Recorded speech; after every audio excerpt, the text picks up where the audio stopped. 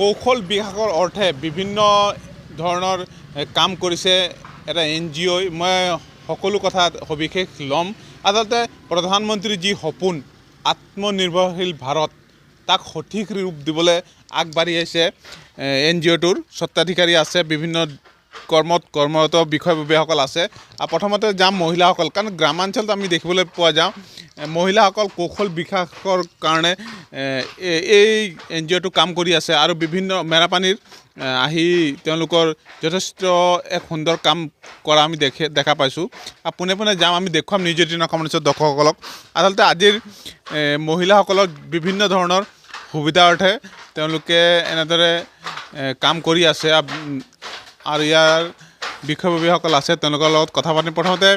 এই গাঁৱৰ মহিলাসকল আছে তেওঁলোকৰ লগত কথা পাতিম আমি জানিম আচলতে গোটেই কথাটো বাইদেউ অকণমান আপোনাৰ পৰা ল'ম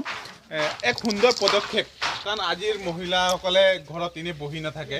আৰু তেওঁলোকৰ কৌশল বিকাশৰ অৰ্থে বিভিন্ন প্ৰশিক্ষণ দিয়াৰ ব্যৱস্থা কৰিছে কেনে ধৰণৰ প্ৰশিক্ষণ লাভ কৰিছে আপোনালোকৰ কি উপকৃত হৈছে কওকচোন অকণ প্ৰশিক্ষণ আমি ৰাতিপুৱা 9:30 আহি ইয়াতে ফিংগাৰপ্ৰিণ্ট দিয়া হয় আকৌ আহি 3:30 ফিংগাৰপ্ৰিণ্ট দিয়া হয় তেনেকৈ লৈ নজনা মানুহেও তাঁত ববলৈ শিকিছে বোৱা কটা কৰিছে তেনেকৈ আৰু বাইদেউ আপোনাৰ পৰা অকণ জানিম এক সুন্দৰ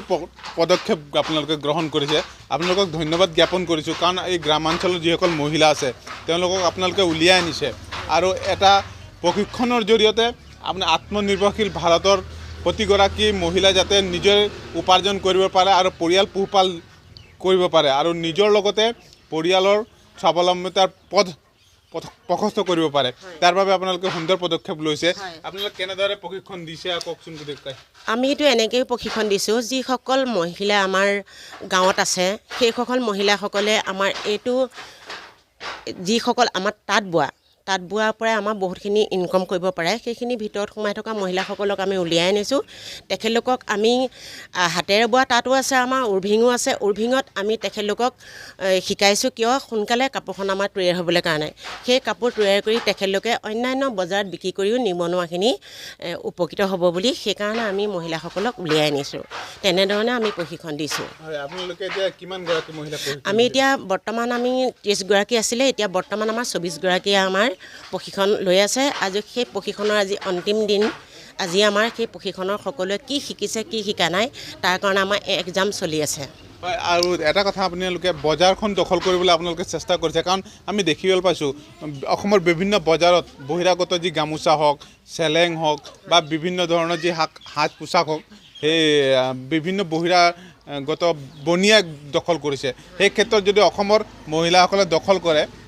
যথেষ্ট ভাল হ'ব কাৰণ নিজৰ স্বাৱলম্বিতা ল'বই লগতে অসমৰ কলা সংস্কৃতি আৰু অসমৰ যি ঘৰুৱা উৎপাদন যথেষ্ট বৃদ্ধি পাব হয় আমি ঘৰুৱা উৎপাদন কৰা আমি বস্ত্ৰখিনি আমি বজাৰত উলিয়াবলৈ কাৰণে চেষ্টা কৰিছোঁ আমাৰ বাহিৰৰ পৰা অহা সেই বস্ত্ৰবিলাক আমি বন্ধ কৰিবলৈ চেষ্টা কৰিছোঁ আৰু সেইকাৰণে আমি গাঁৱৰ যিসকল মহিলা আছে মহিলাসকলক আমি উলিয়াই আনি ইয়াত আমি জড়িত কৰি লৈছোঁ হয় এক সুন্দৰ পদক্ষেপ ধন্যবাদ জ্ঞাপন কৰিছোঁ আমি দেখুৱাম পোনে পোনে সামগ্ৰিক দৃশ্য দেখুৱাইছোঁ আচলতে আজি যি মহিলাসকল আছে তেওঁলোকৰ পৰীক্ষা চলি আছে আৰু এক্সাম লৈ আছে মই দেখুৱাইছোঁ সামগ্ৰিক দৃশ্য আচলতে গ্ৰামাঞ্চলৰ যিসকল মহিলা আছে তেওঁলোকৰ কৌশল বিকাশ আৰু তেওঁলোকক স্বাৱলম্বিতা কৰাৰ উদ্দেশ্যে